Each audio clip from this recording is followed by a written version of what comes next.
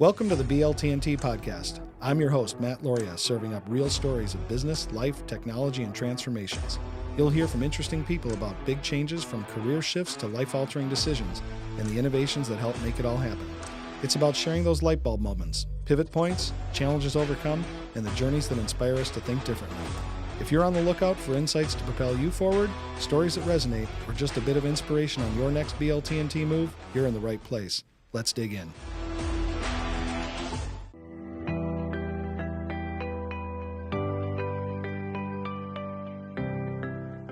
All right, welcome to this episode of the BLTnT Podcast. I'm Matt Loria, and I'm sitting here with Doug Manns, the CEO of Manns Lumber and Millwork. Yeah, nice being here today, man. Yeah, thanks for being here. Yeah, very cool.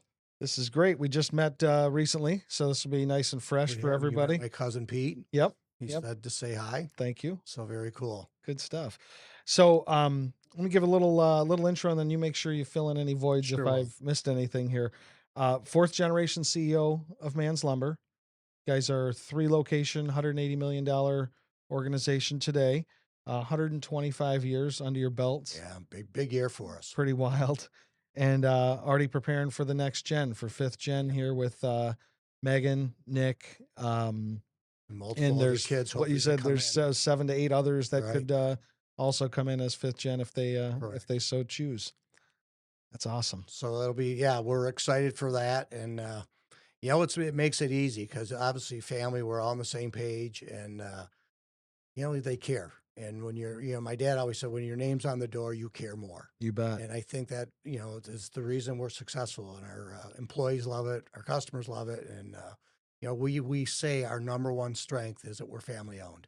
That's great. And when I say family, it's all employees. We're all family. It's not just Man's family. The couple of conversations we had, yeah. This is that you referred to all of them as family. Totally. It's very great. It's big family.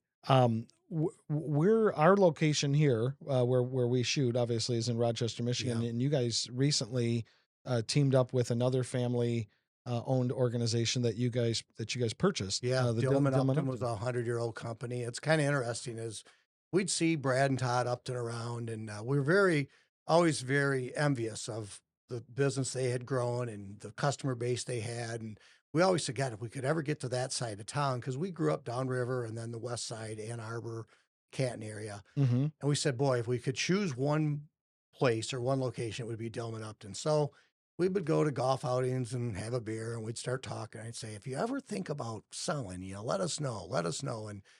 And then they didn't have any, in our industry, succession planning is a really tough situation because a lot of kids don't want to come in this business. It's not really. It's not a glorious or, it's not technology and it's not AI and it's, it's more hands-on business. So a lot of kids, they go to college and they come back and they said, it's not for me, Mom and Dad. So Brad and Todd didn't have a succession plan. And I think they felt like, well, you know what? Manses are good people. We've been around them for 20, 30 years. We know who they are. Yep. We know the most important thing to the Upton brothers were they wanted someone to buy that was going to take care of their employees. Mm. And they probably left a little money on the table. I don't think they did. I think we paid damn good money. But anyways, I think they probably, they said more important than the money is the employees that have always taken care of us. And that's who we are too. So we fit like gloves. Our principles, our morals, our love for our employees, it was all the same. So we knew it would be an easy transition. The employees didn't know, and we talked to them, and now they're like, this is awesome. You guys are just like family. Sure. So it's been a great transition. Yeah, probably, what I'm assuming what they wanted to avoid was kind of that private equity move. Right. Yeah. And is that where a lot of people are going in your industry?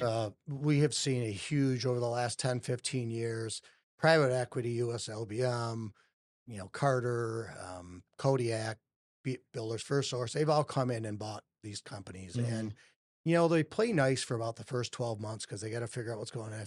And then after that, you see a huge change. People lose their jobs. And so I think we have a great story to tell. And we've gone, and what we always did is I always said, a cup of coffee doesn't cost you anything. Yeah. Cost you a couple bucks. And so I went to most of the local lumber dealers in this market and said, when you get ready, or if you are ready, I'm not pushing, but I want you to know we're interested. We respect the business you have. And when you get ready, let us know. And we've had we've I think it's been 4 or 5 acquisitions in the last 5-6 years. Okay. So we bought a couple trim shops that were same thing. We just call them and, hey, you have a great business and we'd love to, if you ever get ready. And they're like, yeah, you know what, we're ready. We want to go enjoy life, and you guys are good people. So we've been fortunate when we got that business handed over from our parents, our fathers, Mhm. the fourth generation, my cousin Pete, Anna, my brother Jim, my cousin Chris, and myself. They had left us in great shape. I mean, we really were blessed that they handed over a business that was thriving, great reputation, paid their bills, everything you could ask Sure. for. Sure. So it really was a good transition. And I think because of that, we'd always say to a business like them, go ask the vendors or go ask anyone about us. And they'd come back and they're like, God, everyone just raved about you. There was never a bad. And so, it's how you treat people is how you're going to be perceived and how they talk about you. So, the golden rule, treat others as you want to be treated. We live by it every day. That's the Axiom business name is AU is gold and Axiom is rule, and push it together, golden rule. So I love it. That's awesome. Company, I didn't even know that. Yeah. How about that? What a plug. But, the legacy piece of what you're doing is really interesting. And I think that's probably what shines to the people that you're making this proposition to, Right. which says, hey, if or when you're ever ready, give us a call. And I think when you said you were envious of the Upton brothers for what they had built, I'm sure that people are envious of the legacy piece that you guys have built, and that you've proven that you can absorb another entity, Right. keep it within its culture, which the culture already matched with yours. So I'm sure that makes a big difference. And you're on the 125-year time horizon versus the 3 to 5 year time horizon that a private equity is looking at. Right, a private equity model is going 3 to 5 years. They're acquiring a bunch more, packaging it up again, selling it to another private equity for their 3 to 5 year move. And it's all financial engineering, and you're legacy engineering versus financial engineering from what I can see. So that's a great point. So when we buy these companies, everyone says, well, are you buying us to sell us? Are you building this up because you want to get bigger and you guys want to sell? And we say, I have 5 kids. 2 of them are already in the business. My other cousins have young kids, and we're like, no, we're here. I'm still got 10 years. My cousins each have 10, 15 years. Mm-hmm. We're here for the long run. This is nothing about, we talk a little bit is we just feel we're stewards of this business. Yeah. This is not our right to sell it. It's our right to work here.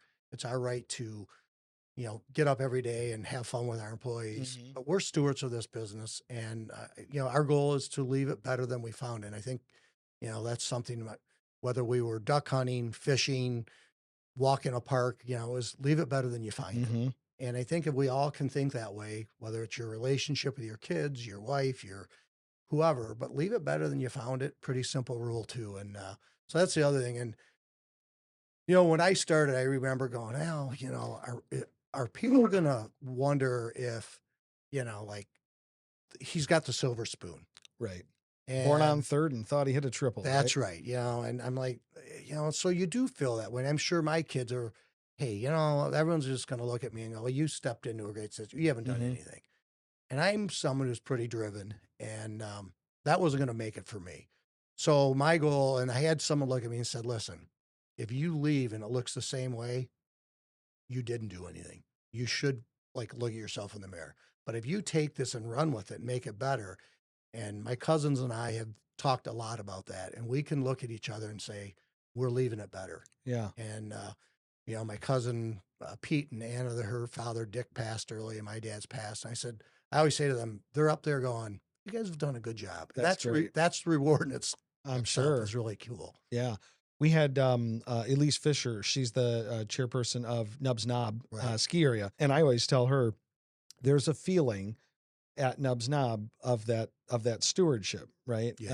And you'll walk around that place and you'll see, like during COVID, they opened up a deck.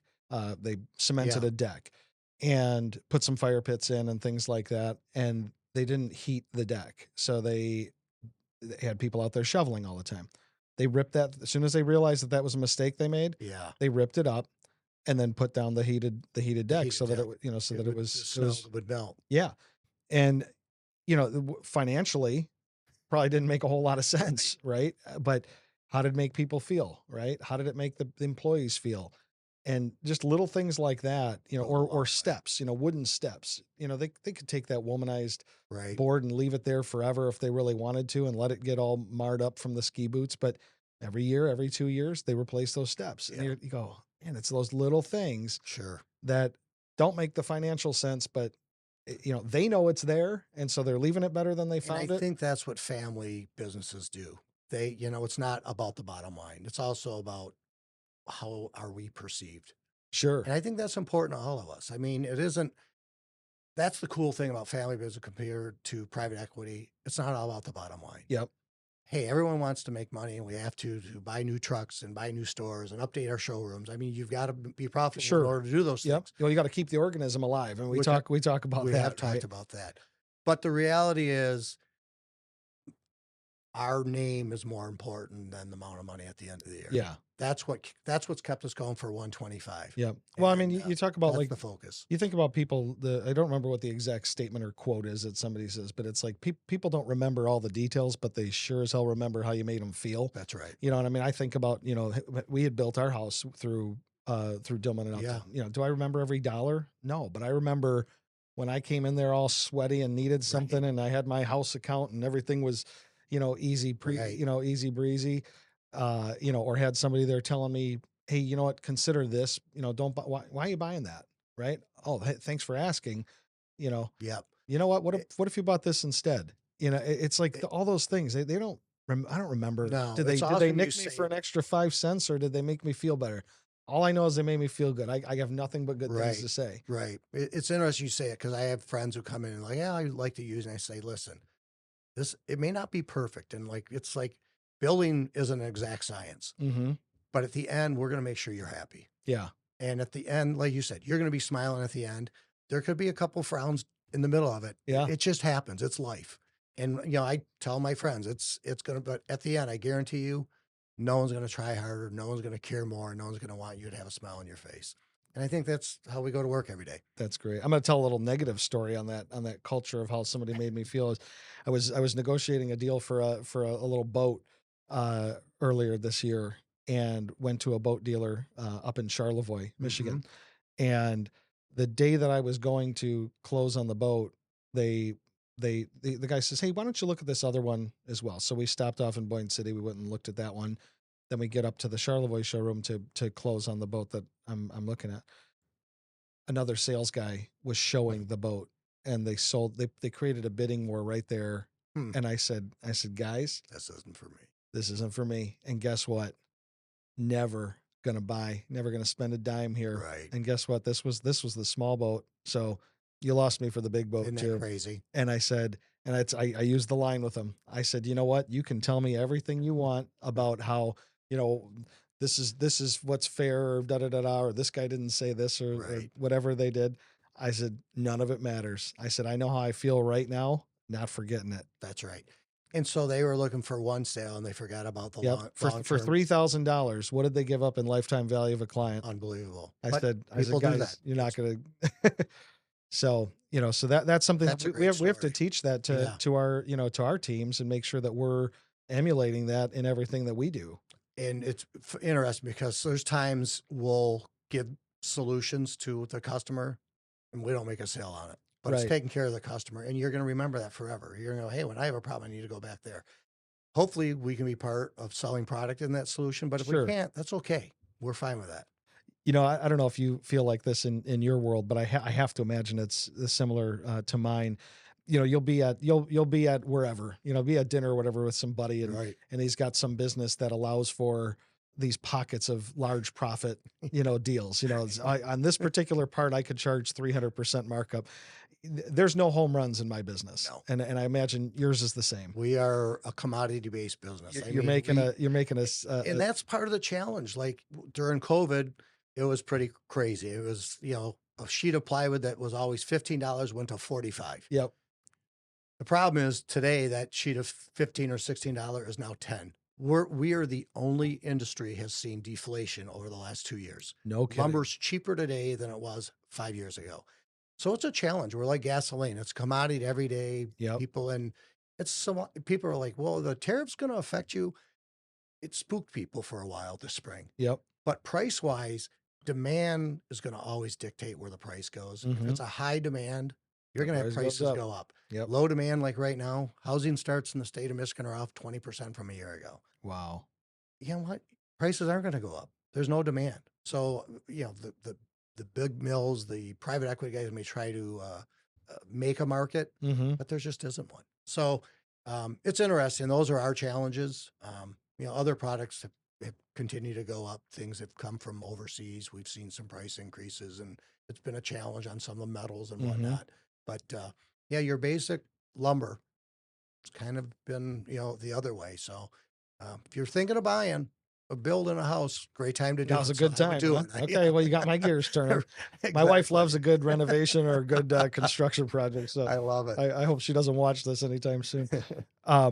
Do you ever get pinched on that commodity side of things? You know, where you've bought, you know, so let's say that lumber that you bought when it was $45 on the. You want me to expose my warts, don't you? A little bit. I mean, go ahead. So you wore that button down shirt for easy reveal, didn't you? Say.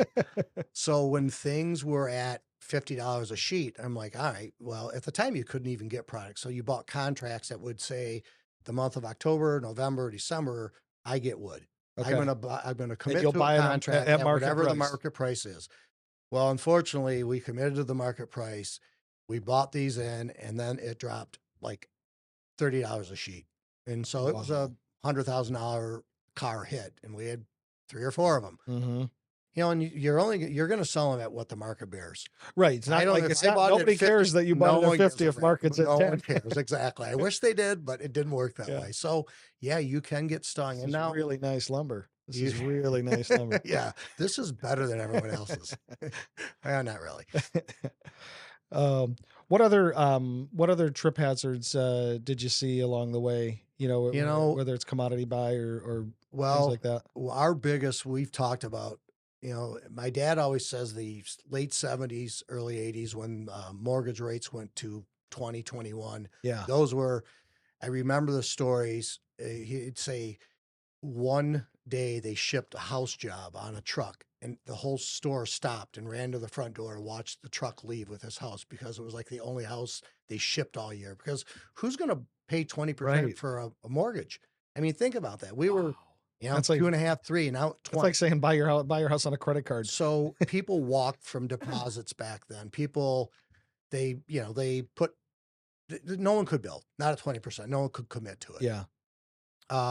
So that was a real challenge. And, you know, we have cycles in our industry. It's pretty, every 7 to 10 years, you're going to have a year, 12 months to 18 months where it's a challenge. Sure. It's normal. It's what we go through in our industry. It's what we've gone through for 125 years. So we're ready for it. But 2005 and 6 came, and we had the financial crisis. That was a challenge for our industry. We started it, I think in 2005, we had 25,000 housing starts in the state of Michigan. And by 2009, there was 2,500. So we were off 90%. Wow. We went from sales of 80 million down to sales of 20 million. We had 210 employees in 6 locations to 2 locations and 60 employees. Wow. So we had 150 employees through that 3-year stretch that we had to let go. And they were friends and family. Sure. And we've watched their kids and grandkids be born and given them gifts. And it was, we cried, we hugged, but we had to do the right thing. It was interesting during the process as a family, we sat down, we ranked all employees, all equipment. I mean, what's funny is the most valuable employees weren't the owners. So I was going to have to get rid of myself before I got rid of really good employees. Luckily, we never got there. We made the top 60, all 5 of us. So that was encouraging. But we ranked everything, and we said when and if we get sales level of this, then we're going to have to do this. Meaning on the decline. So if sales go down to this, we're selling this stores, this, we're not going to renew these license plates. We became the janitors. We got rid of every service, janitorial service. We were it. And it was, I always say it was probably the worst thing that ever happened, but the best thing that ever happened. Sure. Because as we go through this with our employees, we all came together as one, and we Yeah. were all fighting for the same common goal. And I remember the one meeting we circled 60 chairs in a circle, and I said, "This is like the old days where you circle the wagons, and we got Yep. one last fight in us, guys, and we've got enough cash to burn for probably another 12 months, and before the bank really gets ugly." They were not nice, but they were getting even less nice. Yeah. And to watch everyone come together and bind together, it was crazy good. It really made you feel good. And now we're bigger and better and stronger. Sure. And so we came out of something you think's the worst moment in your life to going, maybe it really wasn't. We learned stuff from it. So to me, it really it made us a better company. I never would have guessed. Well, it probably made you a better leader on top of it. Probably better leader. We we still have the empathy, but you also realize you got business decisions you have to make in order to stay in business and keep the branches may go, but you got to keep the base of the tree strong. Yeah. And we like I said, we lost a lot of limbs during those times, but the tree was always strong and vibrant. And that was the most important thing to all of us. And I think I went to a family discussion one time. It was John Ricolta was speaking, and he said, you have to have a major, and you got to put the good of the business ahead of yourself. Yes. And I think our family's always done that. And the leadership has always said, this is bigger than us or that one person. And it's about the good for all. And we've been fortunate enough to do that. But I think that's an important lesson. As soon as you find someone who's thinking they're bigger than the organization, I think you run into real problems. Yeah, sure. What do you think that did? I mean, I can only imagine to the positive of when we talked about that silver spoon piece earlier, born on third, thinks he hit a triple. I mean, everybody had to realize that they saw you come in, be a crisis leader, make the tough decisions and actually put the tough decisions on yourself too. I mean, you told me a story about even your own mortgage.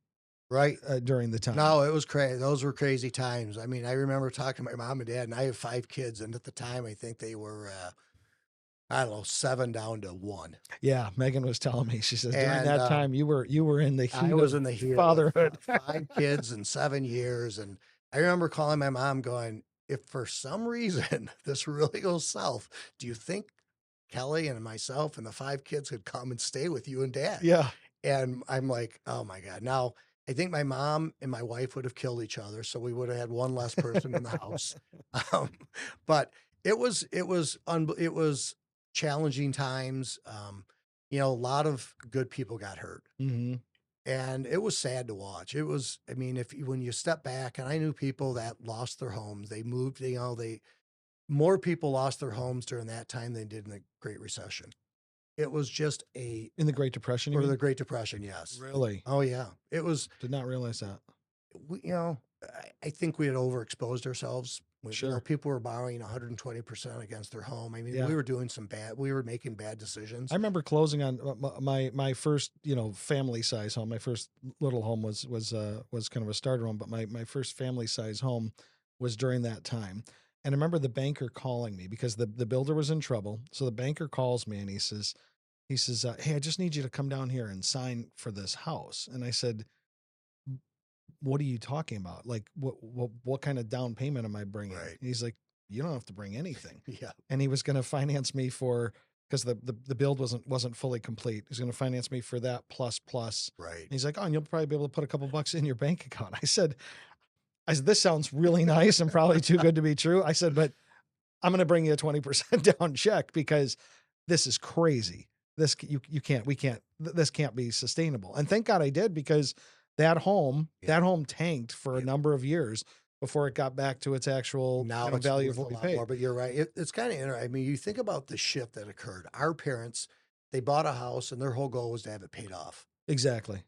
Then all of a sudden, back in the early 2000s, the late 1990s, people used their home as a checkbook. Yep. And an equity loan.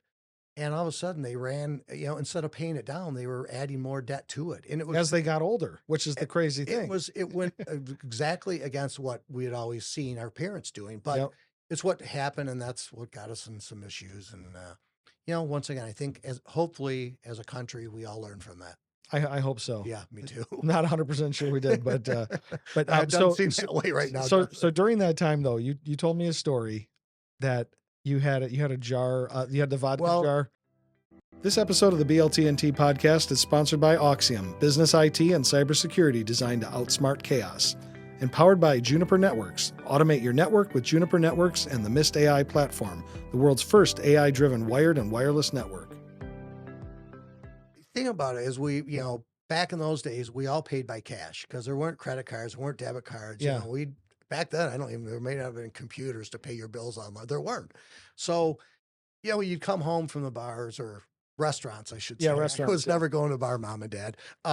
And you would empty your coins into a jar and, you'd fill them up and go, oh, this will be cool. One day we'll roll them and we'll cash in and we'll take a trip or something. Right. Well, as we're going through this, we roll them so we could pay our next mortgage. And I remember we were sitting in our first home and we're down by the fireplace and we got all of them down. We bought a coin thing that would sort the coins. Yeah. And so we sorted them, we rolled them, and we had like $580 of coins. And we were like, woohoo, we're rich today. It was really cool.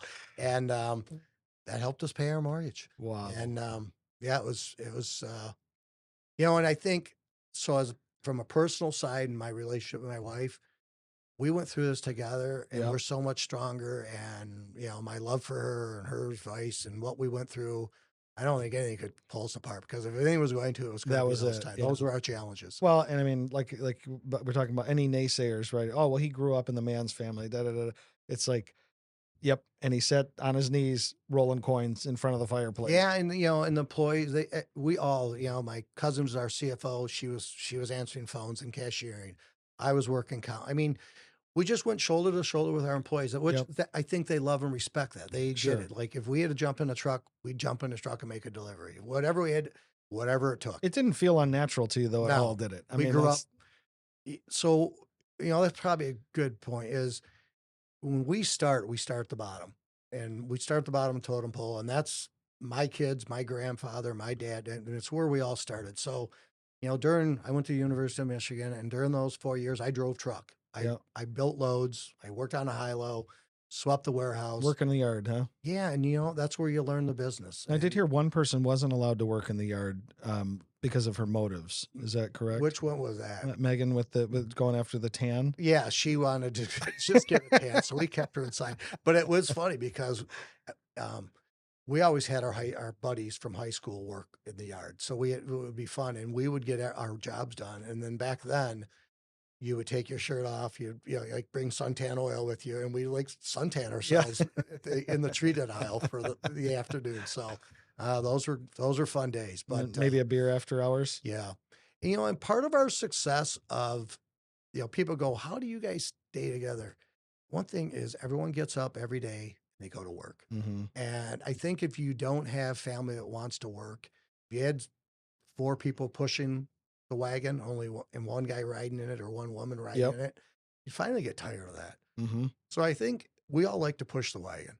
No one's there for a free ride. And I think that's been, and every time, and I look at the generations behind it and the same thing, everyone loved getting up and going to work and making it better. Yeah. And so I don't know if that's our secret sauce, but it's certainly part of it. Well, I mean, I grew up, my dad had a boat hardware store, and getting dirty, getting sweaty, getting up early. I mean, there's so much reward to all of that. Feels pretty good, right? And so, as you're talking about being out in the yard, I'm thinking of sweeping the parking lot, and on a main road. We wouldn't let our kids do that nowadays, right. But sweeping the parking lot on a main road, where cars probably should have hit me, but yeah, I mean, it just becomes part of your DNA, right? Yeah. As opposed to like that ego-driven sort of. You didn't really earn it. Right. And I hate to bash, somebody who does only white collar stuff. We're not here to judge. But it's like, I think that's part of the drive of like, when Curtis introduced us, Curtis Hayes from Kaleidoscope introduced us, he's like, you two are going to get along just great, and it's like, it is like we've known each other 100%, it's like, I mean, but it's like, I grew up working in the parking lot. You grew up working in the, in the yard, and, there's something to be said about that. So, and I think it helps keep the ego in check, It right? does. Especially if when you get chopped down and had to go back to a little bit of that. Oh boy. I mean, it's there's no question. It was interesting because through that time, even some of our builders, it was an ego check for everyone. And I think we all came out of it a little more compassionate and Mhm. maybe, a little more understanding. I think in some ways it made our industry a better industry. Mhm. The other thing we talked about is, family business and how do you make sure it's fair and equal? Yeah. And so as Or we, meritus, right? yep, Meritocracy. right. Meritocracy. Yeah. And so what we did is when we came in, we had a pay schedule, and I'm not sure it was the right thing, but it was a plan. Mm-hmm. And at the end of 15 or 20 years, we became partners or owners, and we'd share in the profits and whatnot.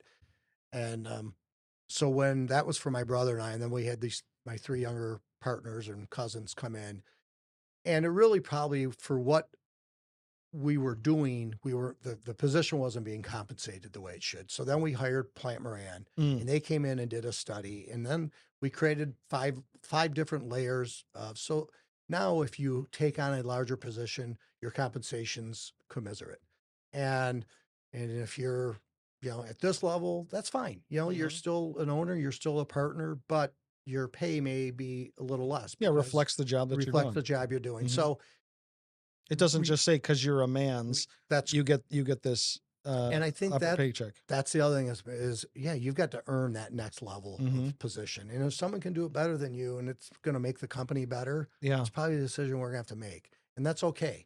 You're still, you're still an owner. So I think that and having something that's set where you all understand it, Mm-hmm. I think is very important for when you get that next generation to come in. And we're trying to do this now for the fifth generation because we have our plan, but maybe our plan isn't what the fifth generation needs. We're giving them some guidelines, Mm-hmm. and then they're going to have to decide what's best for them. But I think having something in place where people understand where they can go, what it's going to look like. We were kind of saying they're no different than if we're recruiting a really good employee. What employee is going to come in and go, oh, yeah, no, they want a career path. They want to know where it's going. So our family members are no different. So I think that's very important. It's helped us tremendously. Great. What about the bringing in the professionals to do that? So what do you think what did Plant expose to you that, maybe you guys are smart guys, right? So the 4 or 5 of you guys sitting around a table scratching away at this, what did they bring different to the level when you bring in that outside professional, for that type of guidance? Yeah, it's kind of interesting you say it because I always say if your professionals, your CPAs, your attorneys, if they're not challenging you and making you better, you probably should get rid of them. So we don't want yes man. So they brought to us different ideas and concepts. I think I always say, hey, we know who we are internally and what makes man's ticks, but these guys can bring an outsider view that'll make us better. And I really think they brought some ideas and concepts that we would have never thought of.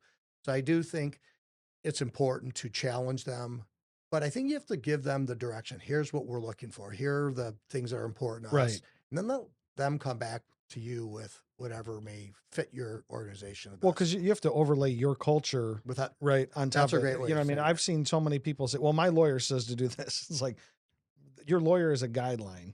You still have to make the ultimate business decision.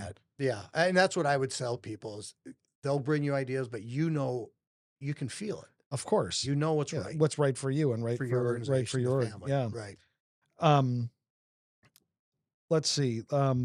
When one thing you talked about to me the other day was it wasn't just the financial tightening of the belt when the crisis was occurring to you. There was one other grassroots piece that you brought up, which was like you told everybody to call somebody. Well, we were circled the wagons. Yeah. And I said to everyone, all right, you're going to go home tonight and you're going to call your insurance company and tell them you had an issue at your house. Yep. And you ask them for 3 people that can do work at your house on this issue. Yep. And I said, and then you're going to come back here and you're going to give us those 3 names because those are going to be our leads.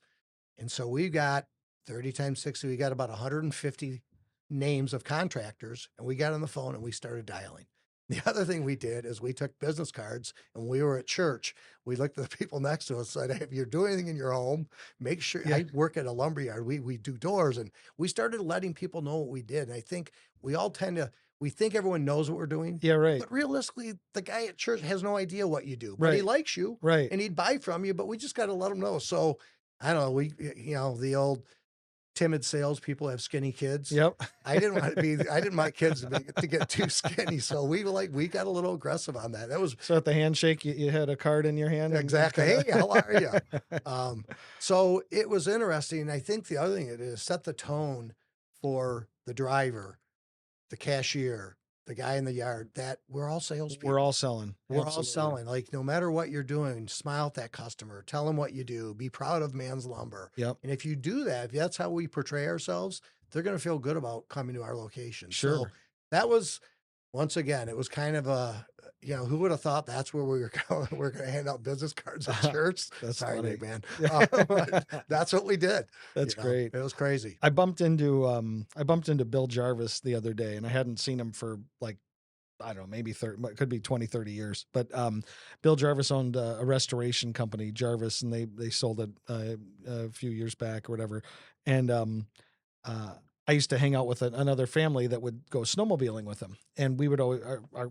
I always remember being in the car behind him, and at every stoplight, he'd jump out, flip open the back, grab a sign, and put it right next to the. Yeah. It was like everywhere he went, He self-promoted. always selling, Yeah, right? always. Making sure you don't know who's at that stoplight that's going to see that and know that they need, their house just flooded yesterday or something. Zig Ziglar book. And he was, Ziglar was a great. To the top or what? See you at the top. So he had a story in one of his books. There was a car dealer out in Arizona, and he'd go to events, baseball games, football games, and he would just throw his cards in the air all over. He would just throw them everywhere.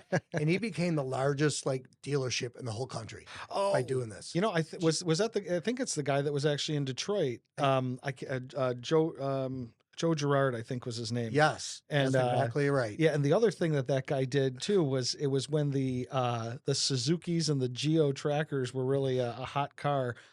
He would at his own expense put the fancy rims and a big stereo in it, and then he would sell those. He would sell those cars. So he'd package them up. Same concept. So I think we can't be timid about letting people know what we do. Yep. It's been, the more you can network, the better off we all are. Because good people want to deal with good people. Oh, 100%. I mean, I was just talking to somebody the other day that was referred to me, and she was over 40. Okay. That's all I know. Okay. And I know that I'm over 40 as well. So she said something about, I only do business with people that I get referred to because I don't want to do business with people I don't like. Yeah. And I said, same here. Makes it easier. It's like, is this person going to be good to my employees, or my employees going to be good to them? That's right. It doesn't, life is too short to work with people that you We're dislike. at that stage. Right? Yeah. I agree. Let's see, what else did we want to chat about here? What's, let's talk about where you're kind of going from here. So right now you're at 3 stores, 180 million.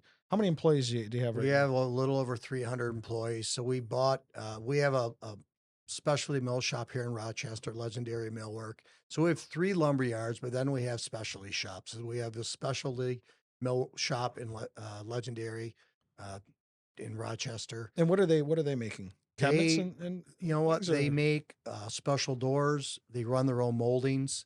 Okay. If you can draw it, they'll create it. So their niche is high-end architects and designers. Okay. So, when we're selling these custom homes in Birmingham and Northville and Rochester, everyone wants their own design. They want it unique, which, why not? You're building a home, a one-time home for yourself. You want something that's unique to your personality, your individuality.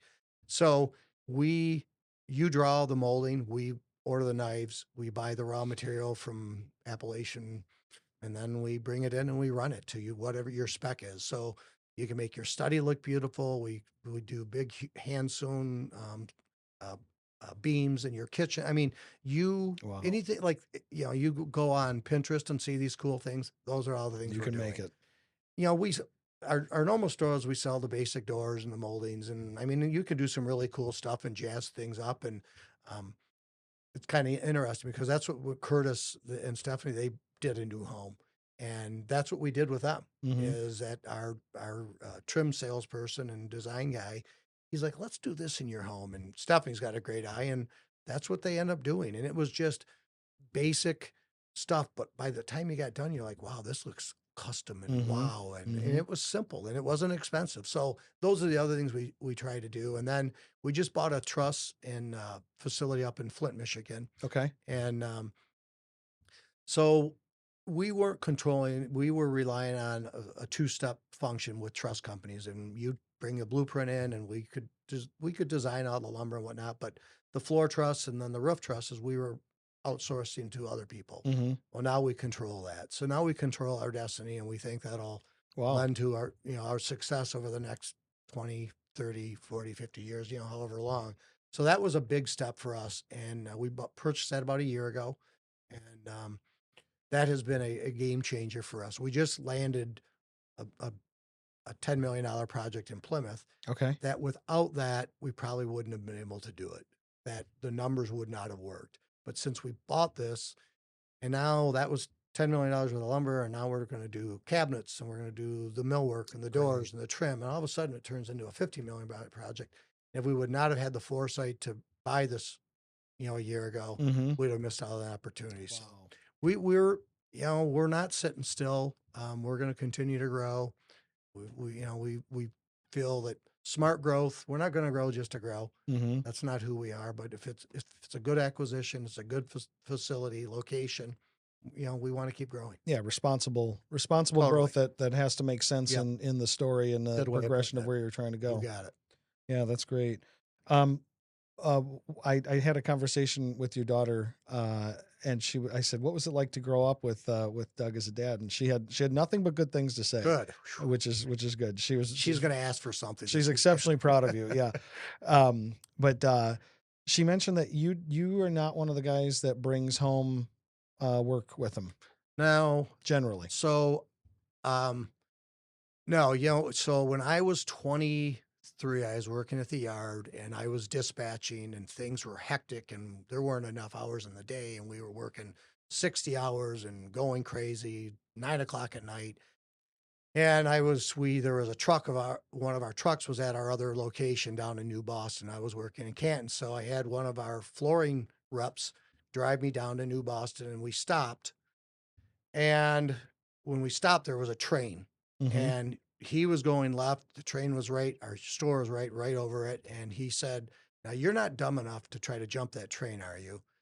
And I said, "No." So he let me out. I stood there. Well, I was dumb enough to try to jump it. When I jumped it, it caught my foot and it took my toes off on my left foot. I spent 6 weeks at the University of Michigan. So here's once again, how do you have something bad that happens that maybe is one of the best things to happen? And I laid in the hospital and I watched young kids with terrible diseases. I watched the goodness of the nurses and the doctors try to save, my leg, and they did. Mm-hmm. And I watched people and I said, when I walk out of this hospital, I'll never have another bad day.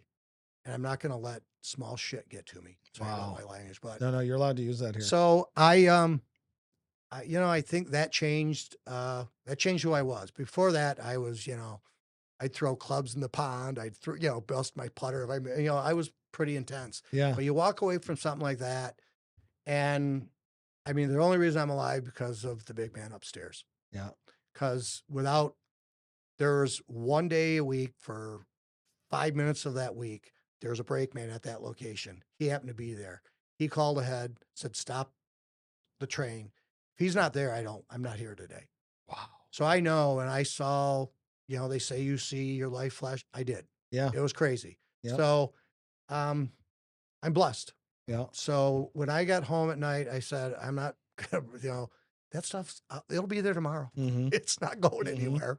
So you just I was fortunate enough and, and I had 5 kids who wanted my attention and it was awesome. There was days, you're like, I don't have enough time for all this. But looking back, what a absolute blessing. Mm-hmm. And so, yeah, when we started, we didn't have cell phones. Yeah. So it wasn't 24/7 you were on notice. And I think it was a simpler life and maybe a little better life. And I think we all need to maybe simplify our lives a little bit.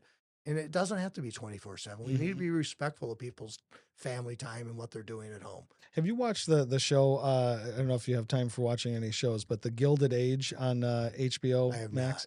It's about 1882 New York City and the high society there, but everything was notes, right? And writing writing notes. And you look at J.P. Morgan is featured in it and things like that. And this there's a guy who is representative of one of the railroad barons of the time and things like that. And you think about that, of a lot of thinking is happening, but not so much of that fast communication. Now, at the time, the wire was fast, faster than the letter and everything like that. But still, I mean, the Pony Express. Yeah, exactly. And you just think, wow, they accomplished so much. And then here we are plugged in 24/7 everywhere that we are on the earth. We're connected. We are. And so it's really hard for me. So when you were telling me that, I was really taking it as okay, maybe this is there a challenge built in here or something for me to unplug a little differently? But Well, I haven't young figured that out. kids, and you got to figure that, because I blame, now I've got a grandkid, and I was walking down the driveway to get the mail with my 1-year-old grandson. I'm like, damn, it seemed like I was doing this with my kids yesterday. Yes. So it's, it goes fast. Yeah. So I have to figure that out. Yeah. So I'm going to take that challenge from you. I would love to, ask you what does the 60-year-old version of you, what would the 60-year-old version of you want to tell the 30-year-old version of you, whether it's, business, life, technology, transfer, what are some of the lessons you'd want to tell yourself? I've been hearing a lot lately about the knock. When an employee knocks on your office door and says, "Got a minute?" and you immediately know it's some sort of IT incident.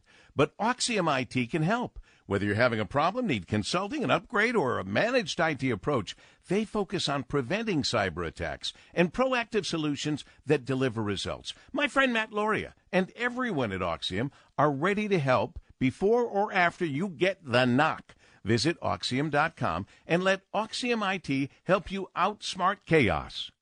People, like, I have a guy who said, "What more do you want?" I said, "You know what? I don't think I change anything. Mm-hmm. I've been lucky. I really what?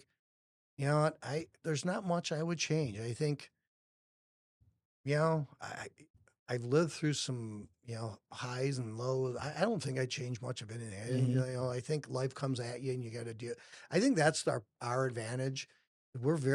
We can turn on a dime. As a family, we make good decisions. Interesting. We meet every other week as a family, and we shut the door, and it's not always pretty. We can, there's days that it gets heated, but at the end, we come out of that room and we're all on the same page and we're all behind each other, and there's no animosity. And I think that's the other important thing. In 125 years, we've never had a vote. Okay. We don't vote on anything. We come to a conclusion. Like, if I have to call a vote, we lose. Yeah. Because it means we're not on the same page. Yeah. And someone's going to point. cast a no vote, and they're not with the 4 other yeses. So, you know what? You realize it's democracy. Mm-hmm. And when 4 people want something and it may not be what you want, but you got to support it. That's what we do. Sure. And so we've been very fortunate that, we've had some Donnybrooks. We've had some, it isn't always perfect. It's like a marriage. 95% is great. 5% can be tough, though. Sure. But that probably makes the 95 even sweeter. Yeah, I think so. That's funny you say that about the vote. We've never had to have a vote here either. That's right. With my partners. So, that's, I think that says something. It does. I always think about, though, what made me ask that question was more about when you said, there was a period in time when you would throw the golf club, in the water or whatever, and you would get all heated. I think about it like this, and I go, the me of if you just look at yourself and say, okay, so I'm 48. If I back up 5 years, 5 years, or whatever, just go in the fives, 45 to 40 to 35 to 30. Some of the things that you thought were important or that meant something, whether it's the car or the title or the customer that you really want, just all of these things, and that you thought was important. and you laugh at yourself. Right. Right. You do. Yeah, I would agree. I think that like I probably slow it down a little more and smell the roses a little bit more. Just stop and appreciate life and make it simpler. That would probably, you're right. The titles and some of that's not really what's important. I think the older you get, you start reflecting on that. I just think Totally. that there's this balance of you have to take yourself seriously enough to realize the gravity of the position that you're in, right? All the families that are relying upon you, the families are relying upon me, and you go, okay, I have to take that serious, but I can't take myself so seriously. That's a great way of putting it. So I agree with that. I think that's the one that always kind of catches me. What are you thinking for the next 10 years? You've been on a pretty great push here, buddy. Is our 125th. Okay. And we've invited like 1,600 people to Shed 3 down at the Eastern Market. Okay. And we are going to have a blowout. So at our store meeting last night, I said, how many people here have ever been to 125th anniversary? No one raised their hand. I said, you know how many more you'll go to? Same amount. So I said, this is huge. It's less than 0.1% that'll ever get here. So we're so proud of that. And I'm proud of, my great grandfather for founding it and then everyone passing the torch and leaving it better than they found it. And and it's cool because we've got vendors that are now no longer in business, but they're coming back. Okay. Employees that have retired, they're coming back. Customers that were customers back in the 70s, they're coming to it. Wow. We've got 3-4 generations of podcast hosts that you just met. There you go. You're invited. Shed 3, September 25th. So we're like, that is really, really cool. For us, technology is, it used to be you'd make deliveries but now we're really more of a logistics. How can we do it better, get it from A to B better than most? So we get embracing technology. And, 10 years ago, we had no one in our IT department. We have 3 people. My cousin Pete is brilliant. He's our CIO. I didn't know what the hell a CIO was 10, 15 years ago. Sure. No one had one. Yeah. But you've embraced it because technology, if you're not embracing technology, you can't stay on top. Yeah. You'll fall behind. So we've really embraced it. We're fortunate. My cousin Anna, she was at Price Waterhouse. She's a CPA. She's embraced the technology. My cousin Pete. We all have we all have roles that we're good at. And then we have roles that we're not, we have things that we're not good at. And I'm not the IT guy. Yeah. I didn't grow up, we didn't have computers when I was in high school. So it's kind of been neat that we all have our roles and we don't overlap and we don't step on each other's toes. And it's very respectful and we all appreciate the value we do bring in our position. So nice. I think that's pretty special. That's awesome. You did just mention a word though here in a topic that I want to ask you about is obviously you're embracing some levels of technology there, and like you said, you've built out an IT team now that's different than what you've had in the past. Anything AI in your world? We are. It's interesting. So we get blueprints. You're going to build a home. You bring your blueprint in. We have a guy who sits behind there and he has a scale. He rolls it out. How many lineal feet of wall and this and that. And it probably takes 3-4 hours to do a blueprint. Okay. Manually. Just for a general home? For a general home. Guy's going to sit down. Bigger custom home could take a whole day. Okay. So he sits there all day and then he has to write down everything, 300 2x4s, 5 sheets of plywood, this. So he'd go through that and then he'd hand that off to someone to punch in the computer. And then it'd go to pricing. Then it would go to the salesman. And then it would go to the customer. And it would be 2 weeks. So the other day we take a blueprint, we punch in what we're looking for, we scan it. In 2 minutes, we have a list of material. Wow. So instead of 2 weeks, we have 2 minutes. Wow. And it creates it in a spreadsheet that goes in our computer and it's priced out. So yeah, it's a game. Is that technology kind of like the chat GPTs and things like that, where the more you use it's getting better? That's exactly what it was. And so the first time would I want to use that list to build a house? No, it probably missed a few things. Maybe it was heavy on a few things, but by the 20th, 30th, it's getting smarter every day. Wow. And, so by the end of this year, we're going to have something that was taking us hours to now taking seconds. And it's mind blowing.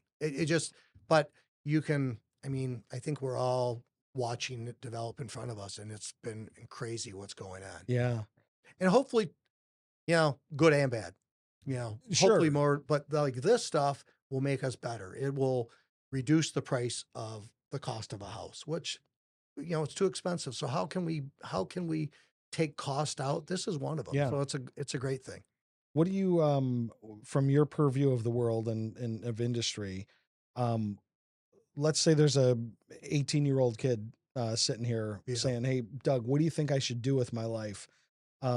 You feeling like construction is still a good place for people to go? I think if I've got a son who graduated from high school and he said, "Dad, I don't want to go to college. It's not for me."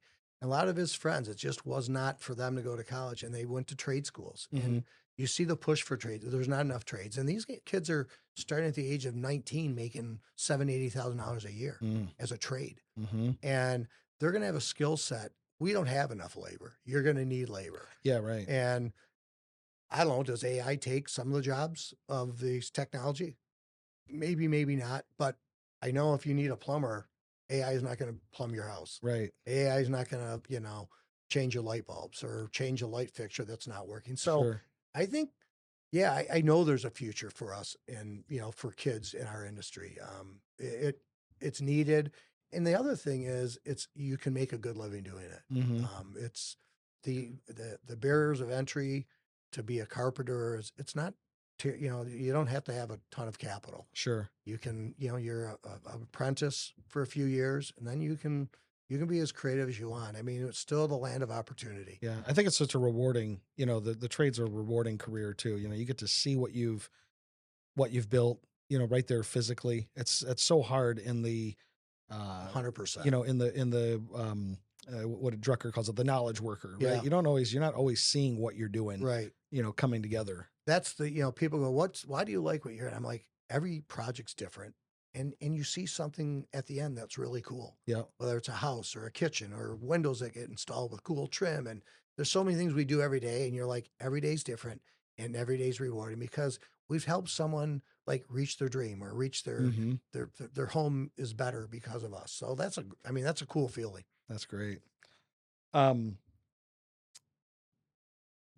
Besides that message of your dad being proud, down from heaven to you, what else do you think he's probably telling me to go duck hunting and go fly fishing more. Okay. So for me personally, that's going to be part of my, I'm ready. I'm 60. I'll be 60 on 9/11. Okay. So that's always a great day to reflect for me. It's my birthday, but I had a gal that worked for us, and she came to my office must have been 2004. So 3 years after 9/11. Yeah.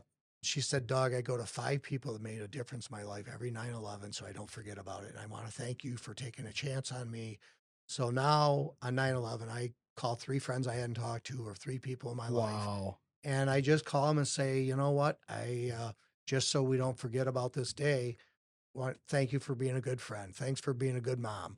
So, once again, you got to be intentional on some of those things. We can sit here and talk about it, but if we don't do it, it's worth a shit. Right. So you got to be intentional. So it is my birthday, so it's an easy one to remember. It is, yeah. But I usually will call some friends that I haven't talked to and just say, thanks for being my friend. It's meant a lot to me. So that's kind of, I think, like I said, I think the age you get, you start reflecting a bit more. And instead of this Dying with Zero, I don't know if you read the book or not. Yeah. So I've read the summary I've read. Yeah. So you read that, and it basically says, from 30 to 50, it's about creating your wealth. Yep. But once you get to 60, now it's about creating a legacy. And how you want to be remembered. How are you going to write your obituary? Yeah. What's it going to say about you? And I think to me, maybe that's, maybe it's, maybe I think too much, but I want, at the end of it, I want people to go, he was a great guy. I don't care about, he had a lot of money. Right. I want him to go, he was a great guy. He gave back. Yep. Fun to be around. Loved to be around. Loved his family. Loved to hunt and fish. Loved to golf, even though he was bad at it. That's great. On the 9/11 front, I'm doing another podcast with the guys from Otis Hotel up in Harbor Springs there, and we're bringing in Lieutenant Colonel Robert Darling, who was he ran logistics that day and was in the bunker with Cheney. That is crazy. So he's coming in. Actually, he's going to be at our event. We're having an event on August 14th. Yeah. Hopefully, you'll be there for that. But then we're heading up there to do kind of a four-way podcast with Robert Darling, who did what he did, Israel Hernandez, who was in the West Wing the day of, Senator John DeMoose, who was in the Pentagon ducking for cover, and then me, the most fortunate one. I was supposed to be there for a work engagement, but was called off a few days earlier, and someone else went in my stead. So that poor guy, had to deal with all of that. But we're gonna bring that story together, and this is definitely going to come up with you and your birthday and the movie you make on 9/11. That tragedy and but how it united the country. And it just shows you times like that unite.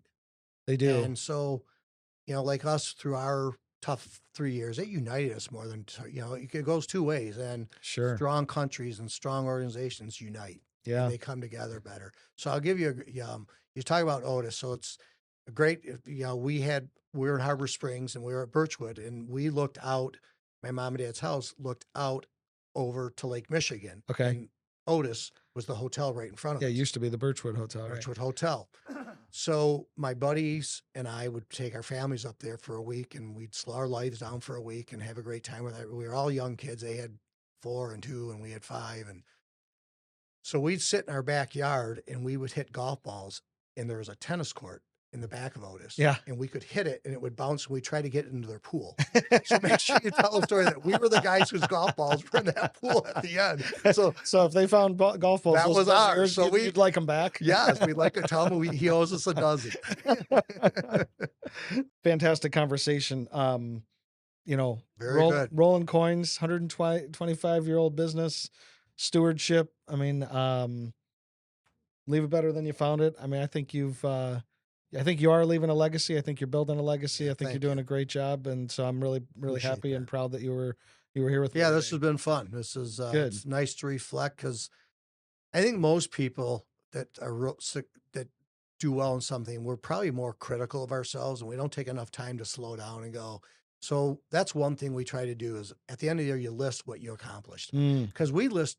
You get into it and like, we didn't do this, we didn't do this well. Like you're just beating the crap out of yourselves. Yeah. So I think one thing, slow down, list your accomplishments, and tell people thank you for doing them. And I think we got to push. We got to, be our own worst critics. Yep. But you also got to stop and slow things down and go, great job. Yeah. And I think that's important too. Yeah. So that's probably the other bit of advice. I think great job to you. So Yeah. anybody looking for to build a house or anything else? Yeah, replace your windows, your doors, your trim, your cabinets. We're it's we went through that name brand, Man's Lumber and Home. We got pretty much everything for your home. Fantastic. So well, great. Thanks for being here. And Thank you, if you've loved this, anybody watching or listening, catch us on Facebook, Instagram, of course, YouTube, wherever else you listen and consume podcasts, and keep your eye out for the 5 Bites newsletter. That's been the weekly newsletter going out. We'll probably have a couple of these gems in here